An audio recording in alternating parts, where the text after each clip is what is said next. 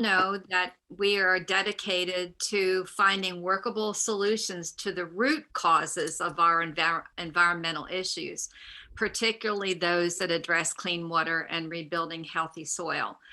The Reset board members who are with us this evening are ordinary people just like you who are concerned about the environment and its issues.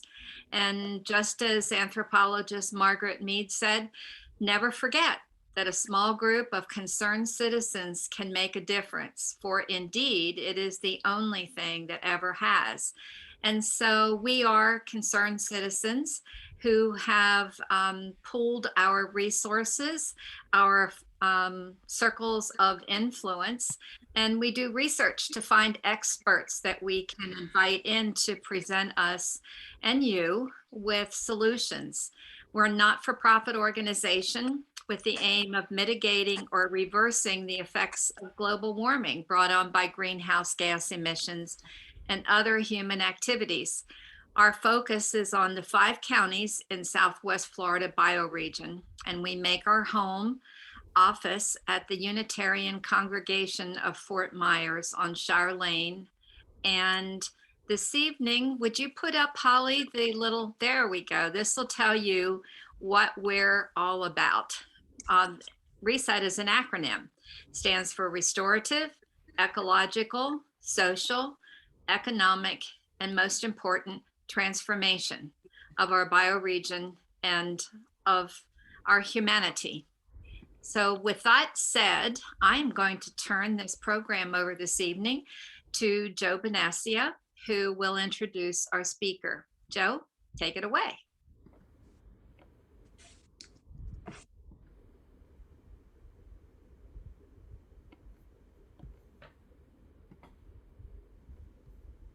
Where'd he go? Did he freeze? Don't know. Yes, he is. How do we unfreeze him? I think he has to do that himself, doesn't he?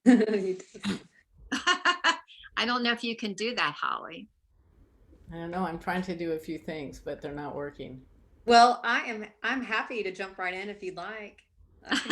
You'll have to introduce yourself, JC. That's okay. That's totally fine. So hi, everyone. My name is JC Costantino, and I'm a financial advisor at Morgan Stanley. My area of focus is on sustainable and impact investing, which of course also encompass socially responsible investing. Some of my hot areas include, of course, renewable energy, sustainable infrastructure, and for me, everything that can go to help better our planet and reverse the damage that we have done as a human race through time. So I'm very excited to be here, and I'm really excited to discuss this presentation with everyone. I want you to be sure and know that you can ask questions as we go along. I want it to be conversational. Some of these points may be areas you already know about, and some really brand new to you. The theme of this conversation or this presentation is going to be how to decarbonize your portfolio, how to divest from fossil fuels and start to incorporate areas that we at Morgan Stanley feel are going to be the areas of growth in the upcoming decades. And Joe, I see, just got back on. I know he has the presentation, so we'll give him a moment to get resituated and then. Yes, sorry about that. Got disconnected at the exact wrong time. So I'm just going to take a minute to say I'm excited to listen to JC here tonight. Reset Center has been looking for someone to provide such advice for quite a while. Gary and I learned about JC from a fellow board member at the Florida Rights and Nature Network. And I don't know if everybody was able to read that little bio that we sent out on JC. It's a very engaging personal story. Very quickly, she did a lot of modeling when she was younger. She then became a makeup artist to some of the stars, actors, and actresses. She's a businesswoman. She owned 6 boutiques at one time out in LA. I guess she decided that LA wasn't for her. She eventually came back here to Pensacola, Florida, or here, Florida in Pensacola. She went back to school for a degree in finance. She set her sights on getting a financial advisor job at Morgan Stanley, one of the biggest, if not the biggest, investment firm in the world. And she got what she wanted. The other little thing I want to add is that JC really walks the walk. Behind her, you don't see them right now. There's a farm. She runs a farm animal rescue program, horses, I believe. She also has solar on her house. She drives electric vehicles. She walks the walk. And if she didn't already say it, then she welcomes questions as she is delivering her presentation tonight. So don't hold back. Just write your comments in the chats and we'll bring them to JC's attention. And there we have it. Great. And I'm going to go ahead and request control, remote control again. Joe, let's see. Yep. Let me go through in just a minute. Yep. Okay, perfect. All right, thank y'all. So again, the topic this evening is going to be your climate change investment opportunities, decarbonizing your portfolio. So I think each of us here know that, especially for me, and I think we are all in agreement that climate change is the most pressing issue of our time. Through this, we are always looking for avenues to curb our CO2 emissions, to better our impact as people globally. And this is what we're going to learn about tonight. These areas that we can each focus on going forward, especially as we learn more about how to divest from your traditional style portfolios that usually house heavy greenhouse gas emission focused businesses, and so forth. Yes. Okay, so it is well understood that human-induced greenhouse gas emissions are the primary cause of climate change. You can see several different charts here. Parts for CO2 per million in the air, you can see starting even in just 1980 going up to 2020, our increase over time is dramatically going up. It's up 22.7%. The global temperature has risen 1.18 degrees Celsius in the past century. Acute weather events, as we all know here in Florida, storms, floods, wildfires. I know for me, Hurricane Sally greatly impacted us here in Pensacola 2 years ago. It almost destroyed my home. I had to get it rebuilt, and it was one of the worst hurricanes we had experienced here since Katrina and Ivan. Sea level rise is obviously one of the biggest issues for the coastal areas. We see it going up even a foot over the next 10 to 15 years, further than it has. Climate change is an economic reality and at a growing risk that investors, businesses, and governments are learning to address. More and more often, we are having businesses that have 401k plans start to approach us. This includes the nonprofit space about how they can incorporate investments to help mitigate climate change. We have physical risks. There are, of course, business repercussions with this, reduced access to capital, increased costs, intangible assets, brand reputations, license to operate, lost revenues. So for not only individuals, but for businesses, they really have, they have a lot of area that they need to work on to be able to help with climate change and mitigation to help reduce their exposure. And that's why we are seeing more and more companies start to come onto the market in the ESG space, the environmental, social, and governance, which is kind of the, getting the toe in the water, that umbrella, so to speak, of climate change mitigation investments. Of course, there are consequences to the financial system as well, as we move further along in the decades with the effects of climate change. The investment space, costs of carbon emissions, devaluing fossil fuel investments, lack of exposure to emerging opportunities, and then stranded assets as well. Despite existing policies and emission reduction pledges, there is potential for even further regulation across the globe. So you can see here the climate regulation pledges. This is of 2017. We do it in 5-year increments, so the new one will be coming out soon. But you can see the greenhouse gas reduction goals. Also, where they lie as far as color, you can see the gray space would be critically insufficient.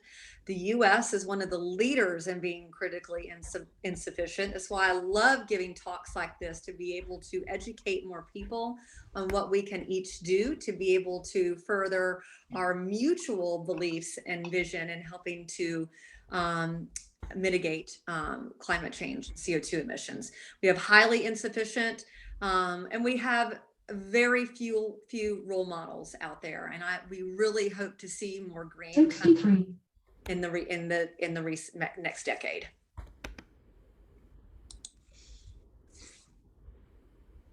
Oops, sorry, wasn't clicking forward for me. I apologize. Let me try here if that works. Yes, okay. Utilities and transport are major sources of greenhouse gas emission. The chart on the right with the percent of CO2 emissions by region is astounding to me. This is, you can see from Africa to Europe, China, India, United States, and the rest of the world, what's happened since 1869 going through the beginning of the Industrial Revolution and into 2020. You can also see on the left-hand side, the utilities use in transportation in the world's biggest emission source. Broken down by electricity production, industry, agriculture, transportation, and then of course, commercial and residential. And this is on a global scale. It's not just here in the US, it's all across the world. To reduce our greenhouse gas emissions, companies are pledging to decarbonize. This is creating investment opportunities across all industries. We are seeing this from utilities into real estate, all the way into communication services. We'll talk more in the presentation about the methods that we use to be able to assess the standards and the metrics that we use in making sure that companies adhere to their end of the bargain, especially if they're a company that is on the ESG spectrum, the environmental, social, and governance side of investments that score in that highest 10% of the ESG. So you can pretty much, I think most people who are investors may have a sector that they like the most. Some people may like tech, some it's healthcare, financials, or energy. And that energy space, of course, incorporates the renewable energy side of it. So in every single sector, we can be able to create, or there are opportunities that are created right now to be able to help combat and go forward in what we want to do in the years ahead. So there are 5 technologies that offer innovative solutions to decarbonize industry, power, and mobility. This will be one of those pages I would take note or take a screenshot of. These are those areas where we're going to see the biggest growth in the upcoming decades. And we've already seen so in many of these areas. Of course, in renewables, renewable power is the cornerstone of decarbonization. Renewables will account for 37% of global capacity compared to 25% in 2000. So between 2000 and 2019, that is a huge jump. You can only imagine what will happen between 2022, now that we're here, and even 2030. Solar is positioned to become the fastest growing technology, with capacity increasing at 13%. This is one of our methods, CAGR, of use going forward. There is a strong outlook for wind, which remains the lowest cost form of energy in many markets, and hydropower will continue to play an important role in achieving our climate goals as well. Electric vehicles, about 5 years ago, 4.5, 5 years ago, I switched from driving a fossil fuel vehicle to an electric vehicle. that I charge off the solar on my home. So we're going to see more and more of those combinations start to come. And we're also hearing more and more about our car companies going electric. I don't know if many of y'all watched the Super Bowl, but there were several commercials that were on for electric vehicles. And we're seeing some of our biggest car companies, Ford, Chevy, which of course are GM, Volkswagen, Tesla, which already came on to the market as an EV, and many more out there. There's 113 million EVs are expected to hit the road by 2030 globally, and 924 million by 2050. If I remember correctly, I think that's around 94% of the planet will be electric vehicle driven by 2050. So the majority of the planet. For hydrogen, clean hydrogen offers a material opportunity to reduce carbon emissions in industry. We're hearing more and more about hydrogen that is being used in areas of industry besides just our traditional day-to-day vehicles. The opportunity for the creation of an industry with 2.5 trillion of revenues globally. This is a huge opportunity in the hydrogen space.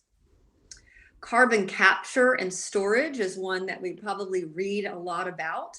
And we know that we have some of the brightest minds in the world working on right now. 2.5 trillion of upfront capital investment by 2050 is needed to build sufficient capacity.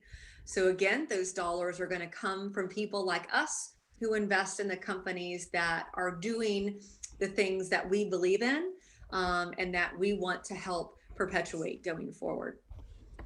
Biofuels have been around for quite some time, but have recently, in the last 10 to 15 years, been taken off even more so as more companies and scientists are beginning to utilize biofuels and fine tune them.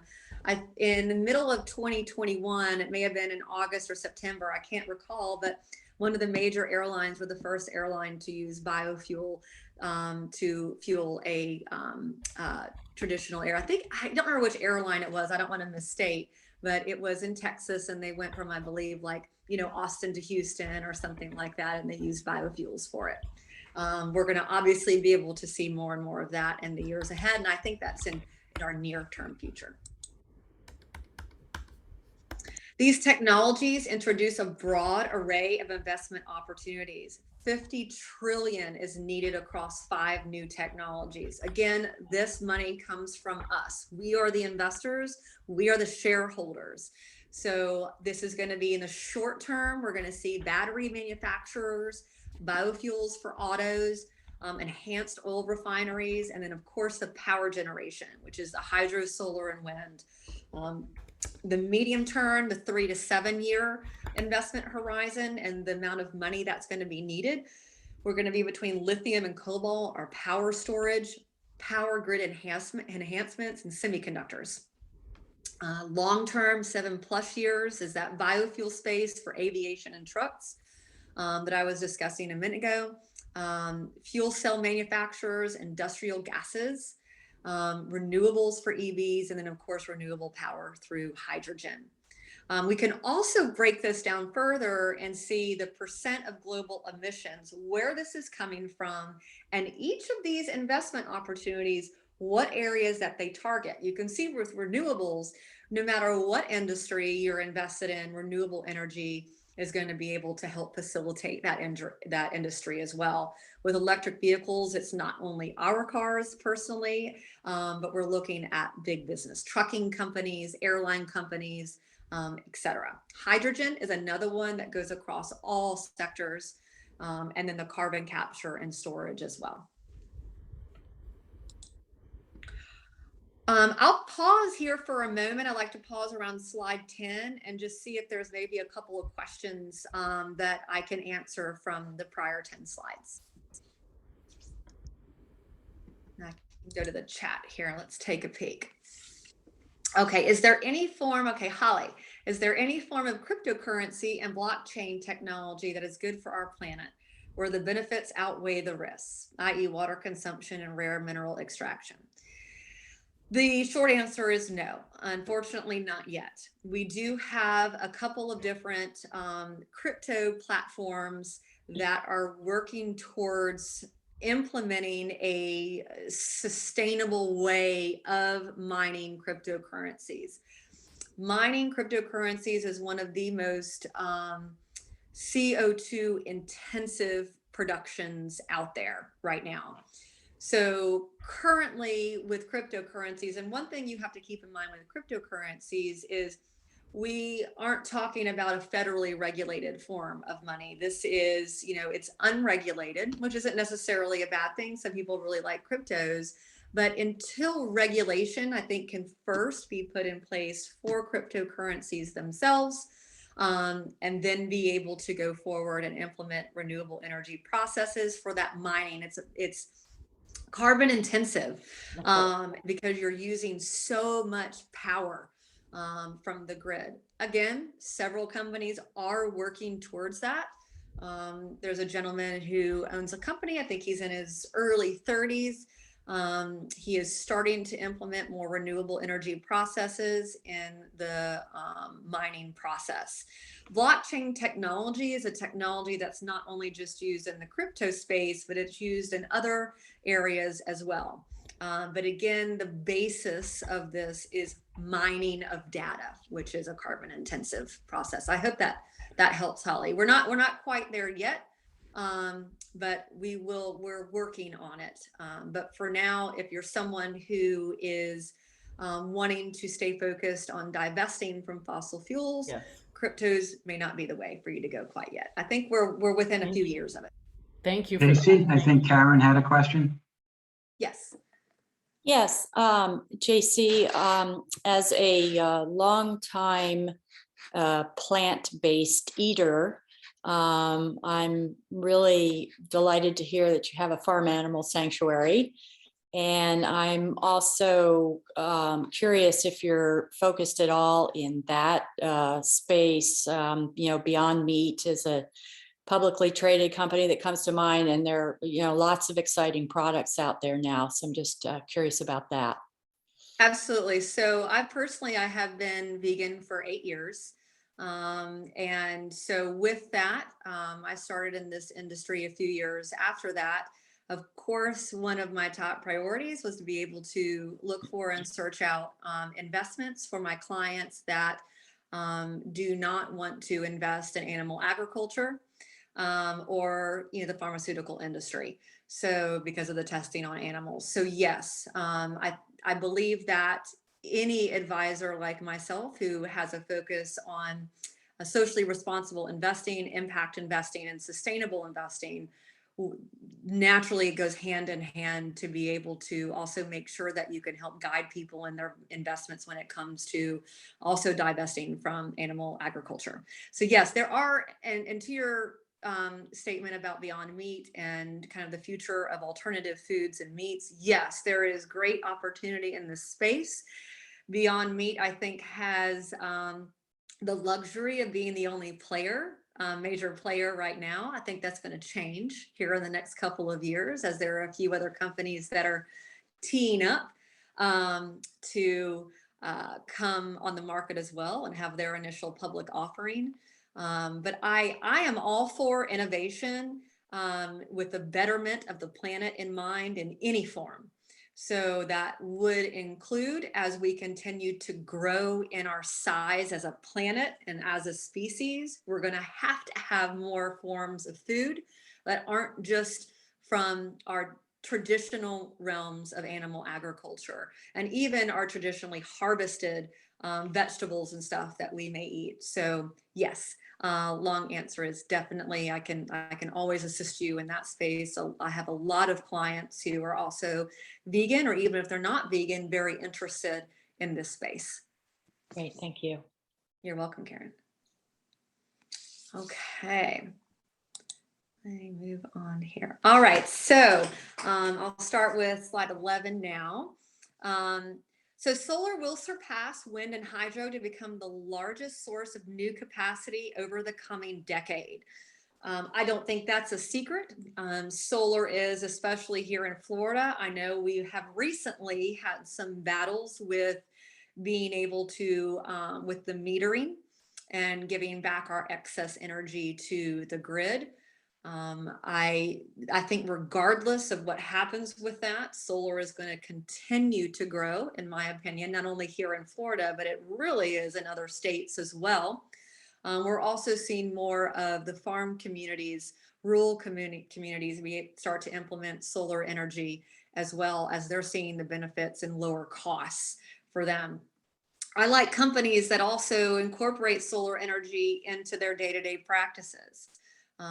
Apple is a huge believer in renewable energy. Majority of their facilities run on solar or renewable energy in some capacity. So I think this is just going to be one of the top areas with renewable energy going forward with solar. It does not mean that wind and hydro are not going to be able to pull their own weight.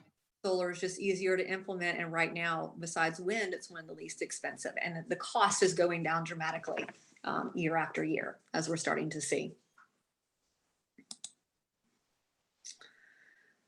JC, may I ask a question? Yes, go right ahead.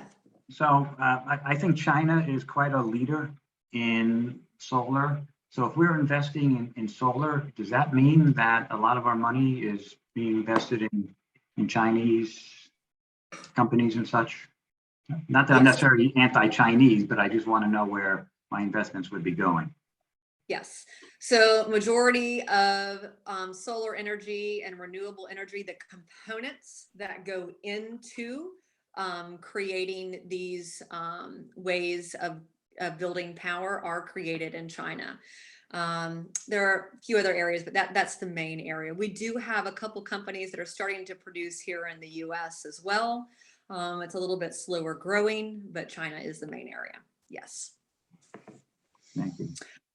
Okay, so moving a little bit on to the electric vehicle space, increasingly strict regulation and new products are driving electric vehicle penetration. Probably many of us here read about what's happening in California and how not only California, but Europe as well, having a target of 2030 for having all electric vehicles on their roadways. I lived in Los Angeles for about 14 and a half years. I saw it. I moved back here to Florida in 2014. And even prior to that, electric vehicles were starting to gain in popularity and definitely, tenfold since then. Europe has also stated that they want to continue to build their electric vehicle infrastructure, including charging stations. Of course, with that, we are doing the same here in the US. There's going to be a company in Tennessee that's going to be building out their electric vehicle infrastructure. And I think that's going to continue along with other states that have made it a priority.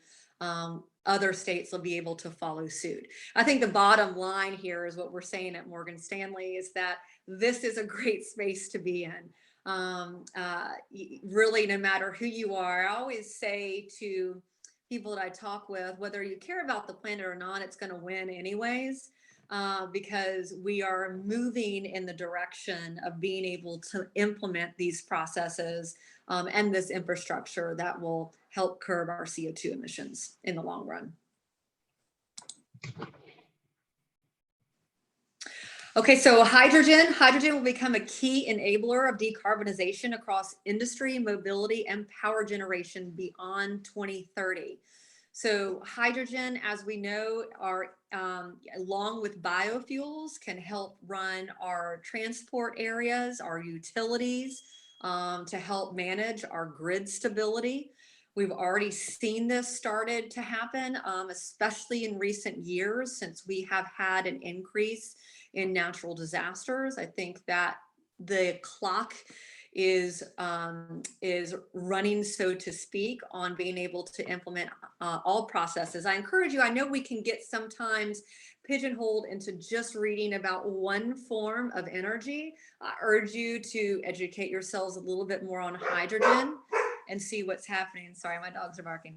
And see what's happening in that space, especially over the next 5 to 10 years. I think you would be quite impressed with the capabilities of hydrogen and how it's being implemented, even across the utilizing it in water electrolysis. One of the big areas of, I keep saying big areas, they all are, but also is, the clean water, getting clean water, not only to just people in the US, but elsewhere. And hydrogen is going to be a key component in that as well, in the utility structure. Investments in electricity storage are vital to support the increase in renewable power penetration. The benefits of storage are potential to lower power pricing and increased efficiency across existing grid resources. The costs of storage are expected to be cut in half by 2030. I know that can be one of the more expensive parts of, like especially when you have solar that's been put on your home. Adding the storage can sometimes cost just as much as the panels, but we do feel that over the next 8 years that this is going to continue to go down in price and become more accessible for those that want to have solar on their homes, and of course their businesses as well. I keep saying homes, but we drive around. I know even in my area, I drive around and see more and more businesses that have solar on their rooftops. So smaller businesses are looking at this just as much as we are.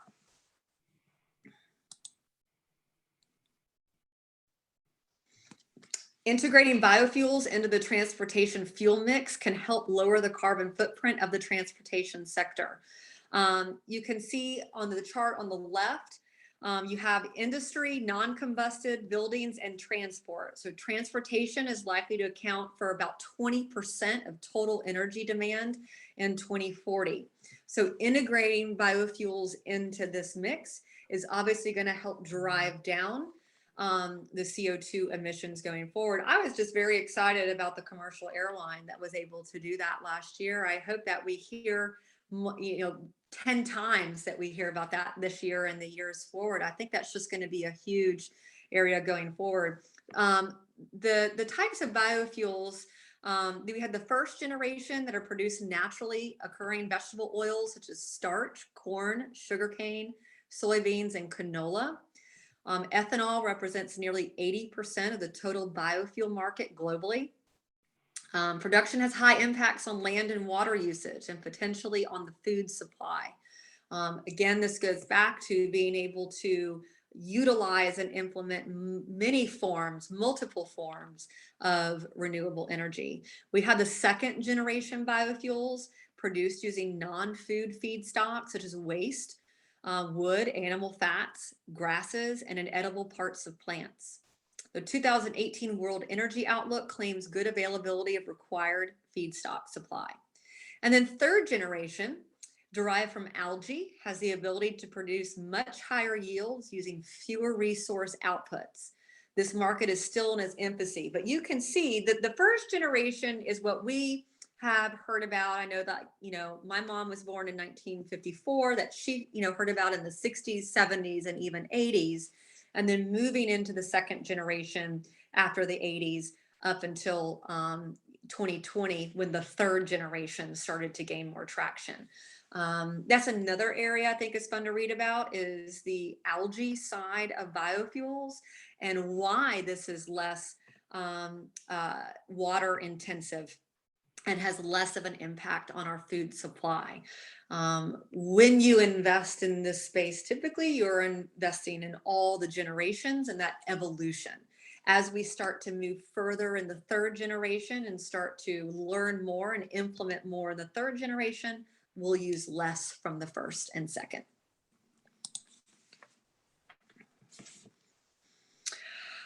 Okay, with heightened focus on climate change, integrating climate solutions has become a key area of interest for investors. Some of the leading investment themes for asset owners: plastic waste reduction, water solutions, and climate change being number one. I think when you invest in a climate change mitigation portfolio, you are naturally also going to be investing in water solutions, plastic waste reduction, companies that are utilizing their R&D to be able to find alternative forms to plastic.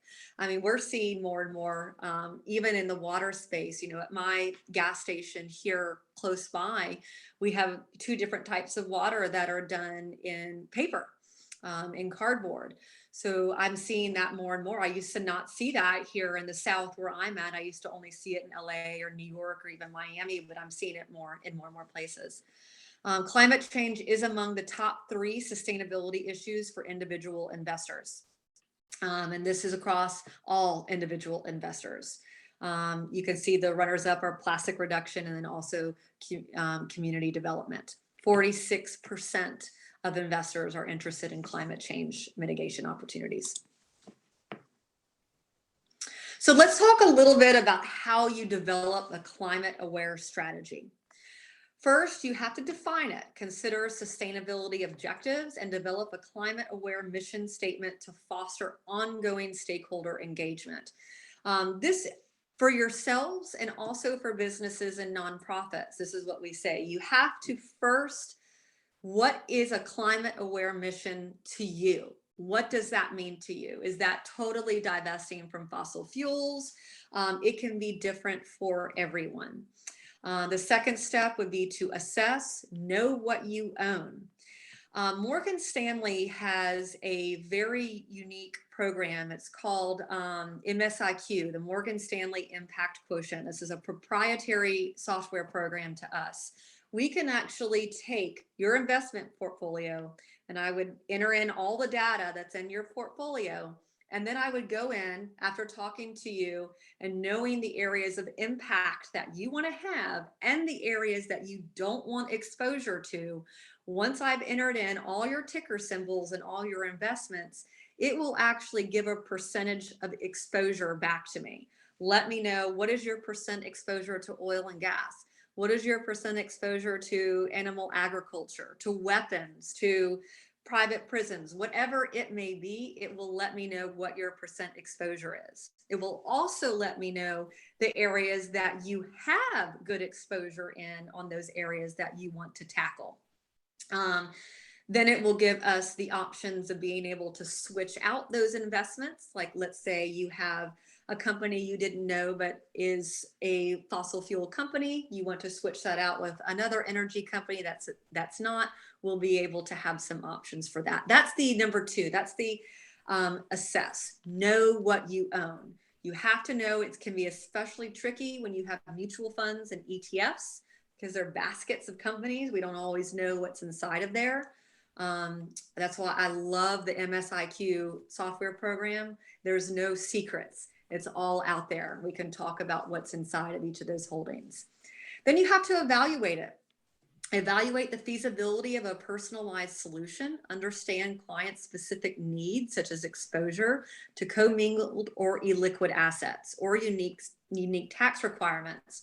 One of the things with investing in a way that's socially responsible is just because you're investing in a socially responsible way or with an impact objective or with sustainability in mind does not mean you cannot have the same suite of investments that a traditional investor would have. Of course you can. If what you're looking for is a more tax advantaged portfolio or an income strategy or a growth portfolio, you can still have all of that in your portfolio or whatever direction that you want to go. Just because you're investing with your values and beliefs in mind does not mean that you're foregoing returns or having a diversified portfolio that aligns with your objectives and your goals. The last step would be to, of course, integrate climate change and fossil fuel aware objectives within financial objectives through an investment plan or policy statement. One of the things that my team does, I'm on a team of 10, is we work with nonprofits to develop their policy statements, their investment policy statements. We've done this recently with a nonprofit who is focused on climate change mitigation and clean energy, is implementing an investment policy statement that no matter who is on the board or who is the director, they'll always be able to adhere to that outline in their investment objectives, that A, they don't want to invest in fossil fuels no matter what, or B, they want to invest in community initiatives or clean water, etc. We as individual investors can have our own investment policy statement. That's just telling us what we want to make sure that we don't want to invest in and what we do. I'm going to take a question from Linda really quick. Linda says, what in SRI is considered community development?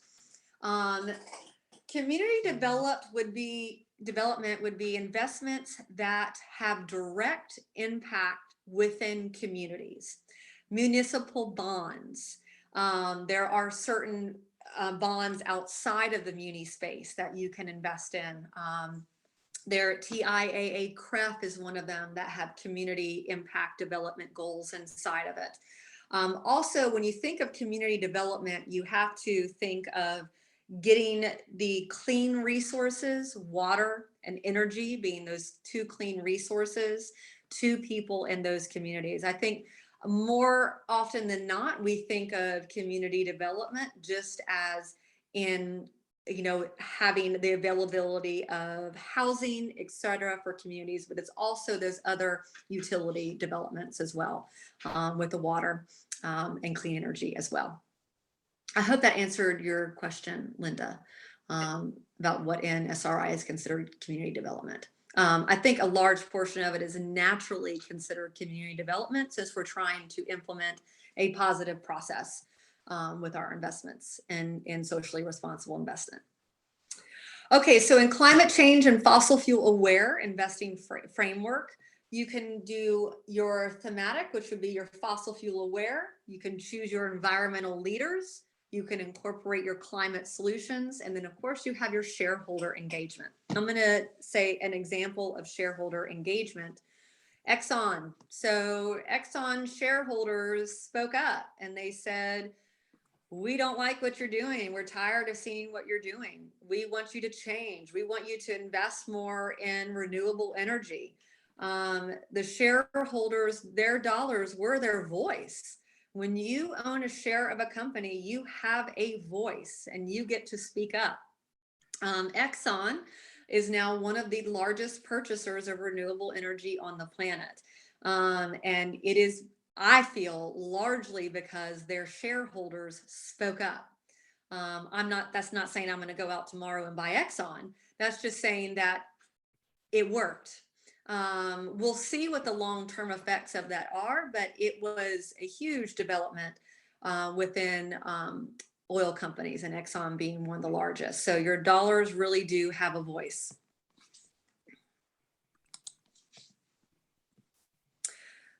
The fossil fuel S&P 500 Energy Index has performed similar to the broader S&P. This is one of the top questions that I get when I have a potential client come and sit with me, or an existing client, and they say, I would love to at least incorporate a fossil fuel aware strategy or a socially responsible investment strategy, but I have to retire. I want to make sure that I'm not, forgoing returns just to invest in this way. For some, it doesn't matter, but for many and most, it does. And this chart, and there are many others, which we have that you can look at as well, you do not have to forego returns just to invest in a way that aligns with your values and belief. Most notably the fossil fuel aware strategy. The fossil fuel S&P 500 index has performed nearly in line with the traditional S&P 500. You can see it year by year, breaking it down. 2021, literally almost exactly the same. 2020, the energy index actually outperformed, and then going down as well year after year. And that's the goal. A lot of the goal is when you have portfolio managers and analysts that are working together to make sure that they want to make the investments not only fit your values and beliefs, but also align with what traditional style investments are doing. And this proves that you can do it, that it is possible. So environmental leaders, cumulative returns of $1,000 invested in environmental opportunities. So these are companies that are your top performers in the environmental space. You can see the Environmental Opportunities All Share Index, which is that lighter blue line. And then the Global All Cap, this will be your traditional style investments, are on the darker blue line. The environmental leaders have outperformed your traditional global all cap indices. Again, it's broken down into year after year, what's happened in the environmental opportunity space and in the global all cap. And there have been some substantially better years with the environmental leaders. One of the reasons this happens is when companies implement strategies usually focused on what their mission and vision are, that are a better use of water, of all of those intensive processes, they're saving money. And it's more money that can go to research and development, to paying the shareholders, which are through dividends, through all these different areas. Typically, companies that are environmental leaders are better long-term performers. And this is what we're seeing on this chart. And again, debunking the myth that just because you invest in a way that is responsible, that you're having to leave returns on the table. Climate solutions across public and private markets. Many of y'all have probably heard of the UN sustainability goals. The United Nations established the SDGs, which is a collection of 17 interconnected goals, and it's a roadmap for investors and organizations to achieve better and more sustainable future by 2030. Morgan Stanley follows a lot of the SDGs personally, and we're seeing more and more companies that come onto the market that are the top environmental performers. Of course, they're following some of the SDGs. I urge you that if you're researching a company that you might be interested in investing in, see if on their website, it'll have on there under their either their mission or their sustainable objectives or their past performance, if they're incorporating any of the SDGs in their mission going forward. Most of the companies that are the environmental leaders, and even other ones that aren't are starting to, because they're learning from the ones that have, over the last 10, 15, 20 years and how they've outperformed the market. This can be everything from energy efficiency to water to renewable energy, of course, the environmental infrastructure, sustainable agriculture, energy poverty, and scalable clean technology.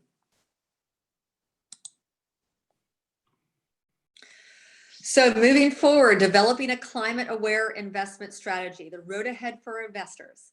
Amid the global threat of climate change, heightened regulatory disruptions, and the increased availability of data on companies, environmental footprint, and practices, investors are seeking guidance around incorporating climate solutions into their portfolios. This is exactly why I'm doing this. You can't just wake up and say, I want to do this. I want to go out there. I want to pick a few companies. You have to be able to implement that 4-step process. First, just say to yourself, what is sustainability to you? What is your individual mission? What do you want to invest in, and be able to assess what those appropriate investments are going forward with that. The availability and quality of investments are increasing across asset classes and geographies, giving investors options to define and construct a climate leader or fossil fuel aware investment strategy that integrates your environmental impact objectives and your financial goals. I'm going to reiterate again, you don't have to leave returns or leave your goals on the table just because you want to have an impact portfolio. And that's pretty much it. It just goes into terminology and such going forward. So I'll open it up to questions. I see a few more on the screen now that I will address. Holly, it says, I have a few shares of Florida Power and Light so I can get into their shareholder meetings. Smart.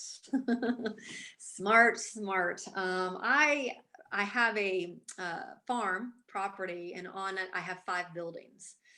So, I have solar on my home. This time of year is a little more difficult to produce the amount of solar energy that I need and utilize, that typically covers it like in spring and summer.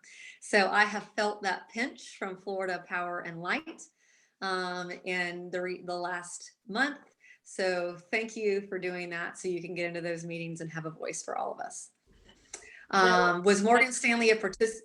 Oh, sorry. I just want to say that came to me as advice or a challenge from a really well-known environmentalist from Southwest Florida, Ellen Peterson, Yeah. that's no longer with us. But she got us, a bunch of us, to do that, and I've actually been able to walk into a meeting, so it is powerful. Yeah. It is very powerful, and Yeah. Exxon is a great example of that. There have been several others, but I think that's one of the loudest ones, for sure. And it does work. Sometimes we have to buy that share to be able to get into those meetings, and because believe me, there are other people that are doing it too, as the situation with Exxon showed. So thanks, Holly. JC, would it be okay if I stop screen sharing so we can see one another? Yes, yes, absolutely.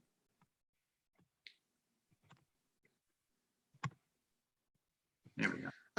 So Holly, was Morgan Stanley a participant of the COP26 Climate Summit in Glasgow? I believe we were. I'm not 100%, but I feel like I read it when we log on every morning on our computers. We have like our own home screen that shows up, and it shows like, what's new with Morgan Stanley and what have we been up to? And I feel like this was one of the things that were on there one time. I will check though and find out. I'm going to give myself a note so I can follow up with you about it. I have a It feeling. would be so important for all of the world's largest financial organizations to move forward in all of these climate conversations, not just with greenwashing, but with actual Yes. Incentives for change. Would be really Correct. So yeah. yes. So I will tell you the reason that I chose Morgan Stanley. So yeah, my prior career, I owned a chain of boutiques. I focused on cruelty-free cosmetics and organic products as well. We did organic spray tans, organic hair services. And so for 14 and a half years, I was a celebrity makeup artist and hairstylist. And I always had an affinity to investing for change.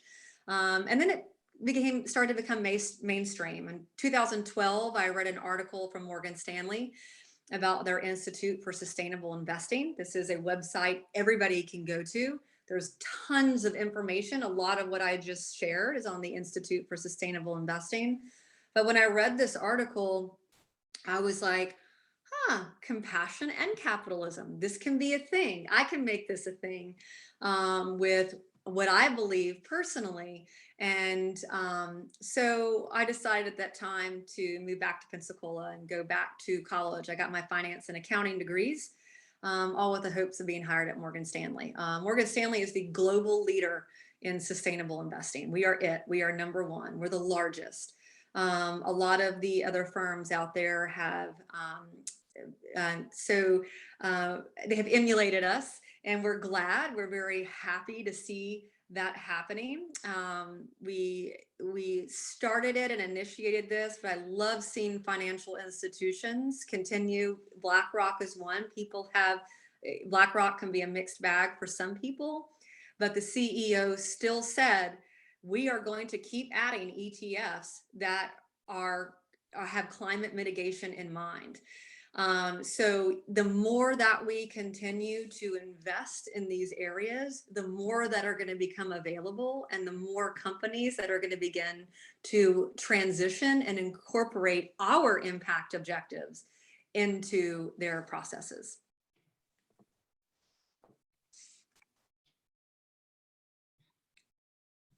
Yes. The theme of Earth Day 2020 is invest in our planet. It is, absolutely. Morgan Stanley is, also a sponsor and supporter of Earth Day here locally in Pensacola. My team is, and that's exciting. So yes, and I want to say a couple of last few things before we close out. Is this space perfect? No, it's not perfect, but we are getting there, and we have to be able to come together like we are as shareholders and individuals to be able to have our dollars speak for us, and be able to continue to grow and perpetuate these areas that we believe in. As we saw with biofuels, how much it's changed in the last 50 years from the original stage one all the way to what's happening now, being able to start to utilize algae and less water intensive and processes. It's the same thing throughout renewable energy and divesting from fossil fuels. And also with that is just choosing companies that treat their employees well, because they're going to treat the planet well. Yeah. Tracy, I have a question. Sure. I'm sure that there are people out there who would argue, and I'm sure there are companies out there who will engage in greenwashing. How does Morgan Stanley ensure that we wouldn't be investing in greenwashing? How do you analyze the companies you invest in? That's a great question. So we have our own analysts inside Morgan Stanley, people who actually are boots on the ground that actually go to these companies and investigate their claims, whether it's their services, their processes, their manufacturing, whatever that may be. We also take into account the metrics all the metrics that are out there available to us. There's different ones for different companies. There's also different ones for different firms, brokerage firms as well, and incorporating that with our own, we choose the biggest leaders in those spaces. We like to focus on that top 10%. One of the things we're not afraid to do either is if a company that was on our ESG platform, the environmental, social and governance, does not adhere to their end of the metric bargain, we are not afraid to pull them off and put a company that is. And I think that's another area that you have to think of is you want that active management inside what you're investing in. So if a company does not do as they said they would do, we're able to quickly remove that company and put a new one in. And it does happen. It does happen. But as we begin to implement more metric systems across the financial services industry and look at those as a whole, we're starting to get more targeted, which is really great. And we're going to see more and more of that in the years ahead. Thank you. I have a question also about what you're talking about, actually. Yes, Jen. Some of the things that I read talk about the people who are financing the fossil fuel industry. And Morgan Stanley Chase, as I understand it, is one of the banks that is most heavily in supporting That's the fossil JP fuel Morgan. industry. So it's confusing to me. That's JP Morgan you're talking about. That's JP Morgan Chase.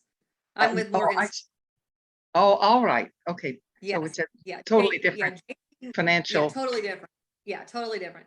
Yeah, JP Morgan Chase is one of the largest financial backers of fossil fuels on the planet. Right. That's why I'm not at JP Morgan. So, And that's not now, Morgan. that's not, Well, that's very that's reassuring. Thank you. Yes. So that's not to say, I mean, we are still an investment firm. We're a brokerage firm. Can you go on our platform and buy fossil fuels? Of course you can. Right. But you also can buy renewable energy. And we are incorporating out of any platform. Year before last, we won the award of one of the most sustainably minded companies on the planet, which is pretty cool. So, and I think that starts from where we started in 2012 with that. But yes, I mean, in the end, we're still financial institutions.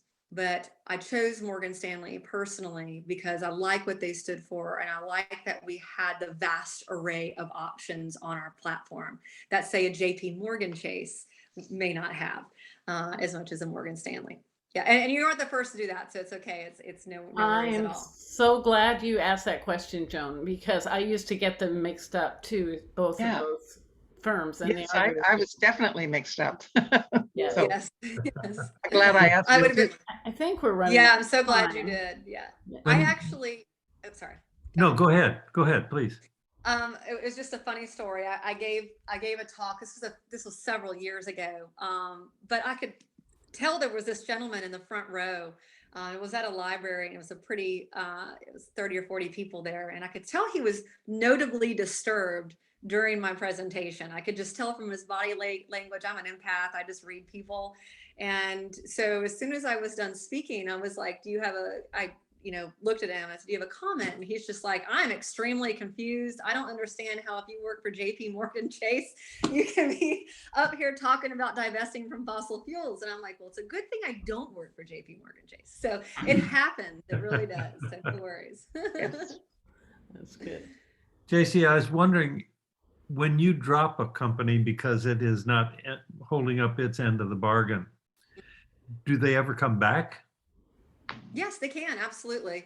So it could be something, and I'm making something up. They used a new tool in their manufacturing process that actually increased their water consumption. So maybe what they thought they were bettering their production actually made it worse. So when an analyst comes through and they hear and read about this new change, and it shows, oh, this is actually becoming more water intensive, not less intensive, well, we're going to have to remove you. So they can then go and change that part of the process back to the way it was, or something else that actually keeps them in line with that ESG spectrum. So yes, it happens, and they can be removed and then put back on. Yes. Okay, great.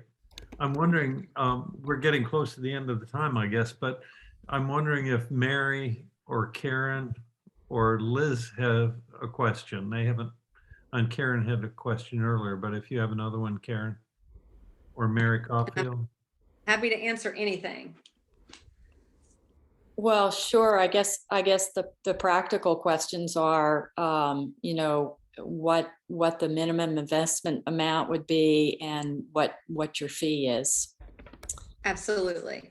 So our impact portfolios start at $10,000. And then our fee is 1.25 to 1.5, depending on the asset range, and how much is being invested and how it's invested. So yes, impact portfolios, they were 25,000. 3 years ago, we introduced the $10,000 impact portfolios.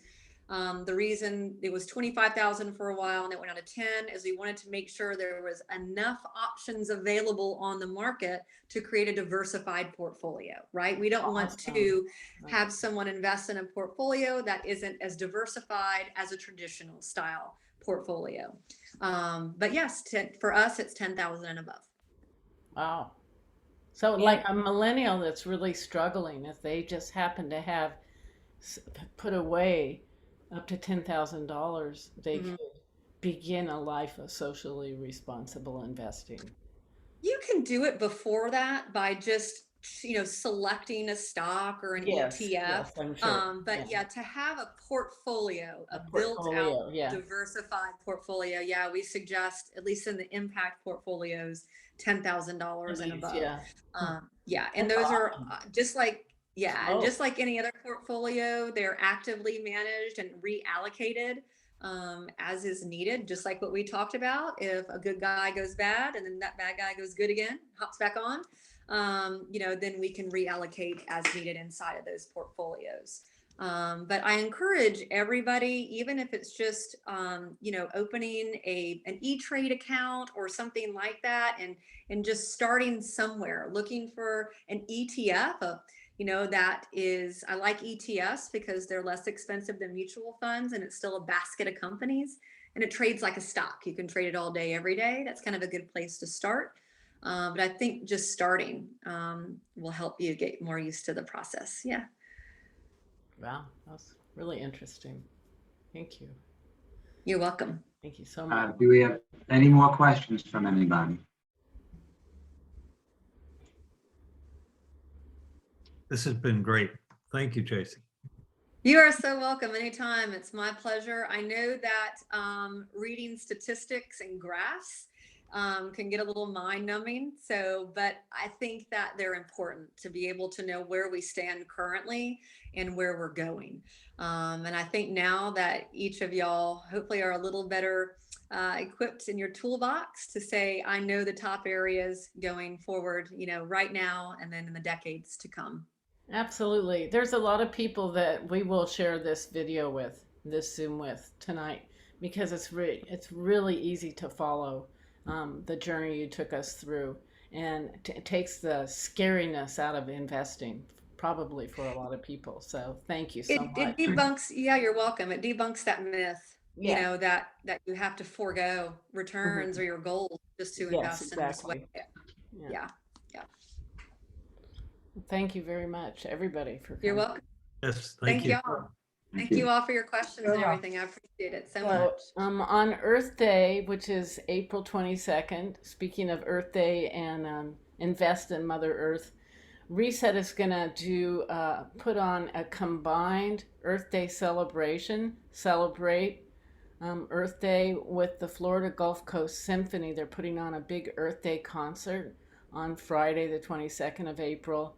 And we're going to open it up with a party with art and music and a couple of really good speakers. And it's kind of going to be our Southwest Florida Reset Center coming out and finally being with everybody in person party on Earth Day. So I just wanted to mention, mark the date. There's other good Earth Day events all that weekend, but Friday evening, you might want to come and be with us and the Florida Gulf Coast Symphony.